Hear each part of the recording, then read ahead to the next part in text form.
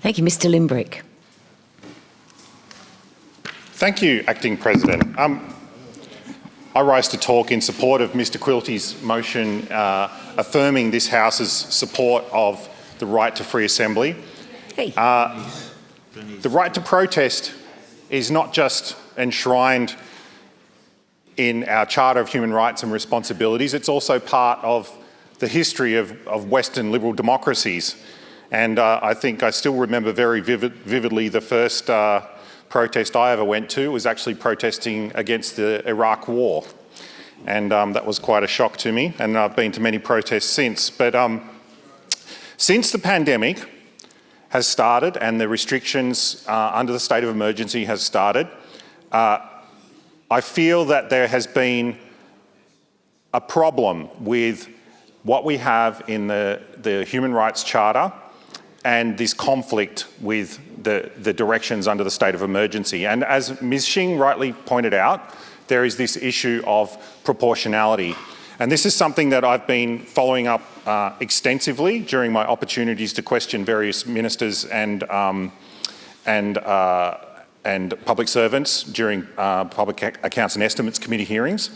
And what I think I've discovered is that when the public health directions are drawn up and the issue of proportionality and taking the actions that are the least restrictive of rights are considered, and they are considered, there is a mismatch between what is imagined by the people drawing up those directions and the reality of the enforcement of those directions.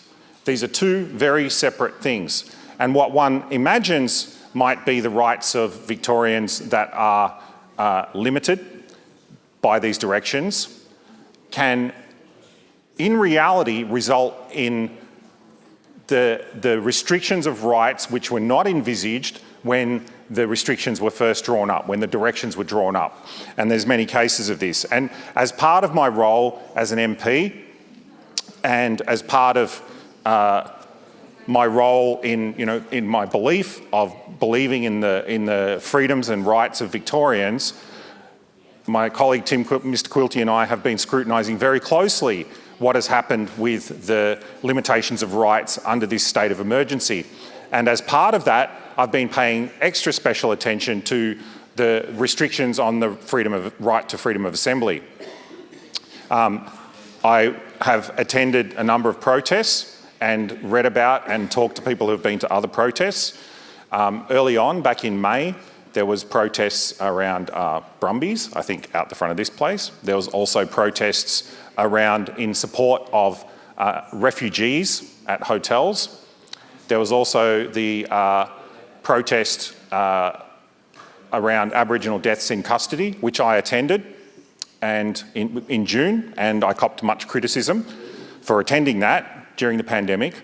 But one of the things that I noticed, and I said this to the Premier himself only the other week, the government and the Premier copped a lot of criticism about allowing that protest to go ahead, even though they said it shouldn't go ahead, but it went ahead. But none of that criticism came from me because I felt that the protest was actually managed quite well. The police acted in a very professional manner. They allowed people to exercise their right to free assembly, and the protesters themselves were aware of the risks. They, and I witnessed this myself, they made every attempt possible to manage the risk of disease transmission. They were handing out hand sanitizer and masks to people. This was before masks were mandatory. People were voluntarily wearing masks. I voluntarily wore a mask myself. And people did their best to stay apart from each other, and the protest was largely peaceful. I think there was a couple of arrests. One Yahoo jumped on a police car or something, and this sort of happens at every protest, I think. But generally, it was a very peaceful protest, and they had legitimate grievances that they wanted to express and that I had the opportunity to listen to. However, other protests, such as the one in support of refugees at the Mantra Hotel, people were arrested. And even though there were some of these arrests and some of these protests, there was very small numbers of people, well below the limits. I think at the time of the protests about Aboriginal deaths in custody, the limits were, I think it was a group of 20 people.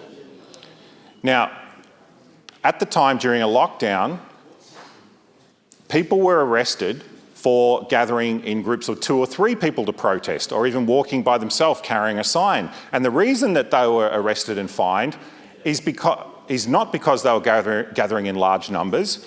It is because they were leaving home for a reason that wasn't specified. And this goes directly to the point that Ms. Xing made about ensuring that future public health directions allow for protesting to be a legitimate reason to leave home. This is in direct response to people being arrested for carrying signs out on the street, even by themselves, and they were fined because they left home, because they weren't exercising, they weren't shopping, they weren't going to work, they weren't providing care. Therefore, it was illegitimate, apparently, for them to leave home.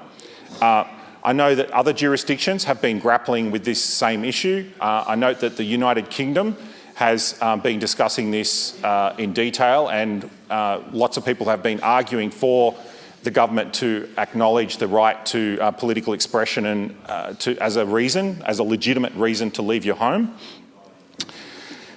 But also we've seen a differing in the way that these directions are enforced. As I noted, the protest in June, the very large protest, I would estimate there's probably 10,000 people there, was very peaceful. Police acted in a way exactly how I would have expected them to act. But then at the Cup Day protest, which I also attended, we saw a very different reaction. This was a smaller number of people. I think I estimated between 1,000 and 1,500 people. They were surrounded by police, squished into a small space together. As has been said, they were given water out of a communal bucket. They fined around 400 people. I was one of the people at this protest as well. I went along to observe the reaction. However, the people there were no less peaceful than the people that I observed at the protest in June. The restrictions weren't particularly different. The restrictions in June were 20 people. In November, on Cup Day, they were 10 people. Not a lot of difference really. And yet the reaction to those was wildly different. And so what I think we need, and I accept what Ms. Xing was saying, that there is an issue of proportionality, that there may be circumstances under which it's legitimate to have some sort of restrictions. However, it's not clear to people how they can maintain and express this right to free assembly that we're talking about. And I think that it's incumbent on the government, and maybe using the experience that they've got from what's happened during the policing of these events and policing of these directions, to learn from those experiences and come up with ways to facilitate people being able to express their right to free assembly. Now, there was many claims made about the protest in June in support that was talking about Aboriginal deaths in custody. Many people were worried about disease transmission. Everyone was worried it might cause a big wave of disease transmission. But nothing of the sort happened. In fact, I requested through this Parliament information from the previous Health Minister about how many community transmissions happened because of that protest. The answer was 0. There was no transmission. So the risk mitigation measures that were taken by the protesters apparently worked. And even though it was known at the time, there was apparently 6 people that were positive with COVID-19 at the protest. However, there was no transmission at the protest. That's my understanding of what happened. So it would appear that the evidence that was provided by the Health Department is that it is possible for people to mitigate these risks when they exercise their right to free assembly. And therefore, it's incumbent on the government to facilitate means through which citizens can exercise this right. I don't want to see in the future, even in the current state, as Ms. Xing pointed out, people can gather up to 100 people now. However, if I put up a Facebook event, I don't think that anyone that organises a protest can actually manage exactly the number of people that will turn up. If I put up a Facebook event and said, I want to have a protest, please come along, and 1,000 people turned up, even though I only wanted 100 people to turn up, it's very possible, and in fact we've seen it happen, that I could get the police knock on my door and I could get arrested for incitement. This is something that is not clear to people, so I do not accept that it is, in a practical sense, possible for people to organise and exercise their right to free assembly without risk of being arrested for either incitement or... Well, you could have 10 protests, but I still don't know how you could limit the number of people that actually turn up. Usually a protest, they're trying to get as many people as possible to turn up. Limiting the number of people that could turn up seems very problematic. So I think that we need to, if there are future lockdowns, which God forbid, I hope that never happens, but if it is, then I hope that we can have a direction that the right to free assembly is a legitimate reason to leave a person's home, and that there would be exceptions for protests, even during the state of emergency at the moment, which apparently we're going to be under for some time yet, similarly to how we have events and other things with larger numbers of people in exceptional circumstances. And I think that exercising your right to free assembly is a very important and exceptional circumstance, maybe much more important than a sports event or something like this, that we do get clear directions from the government on and the Chief Health Officer and department officials on how we can exercise that right, and assistance from the police in facilitating that right, as we've seen, is totally possible even during a pandemic. Thank you.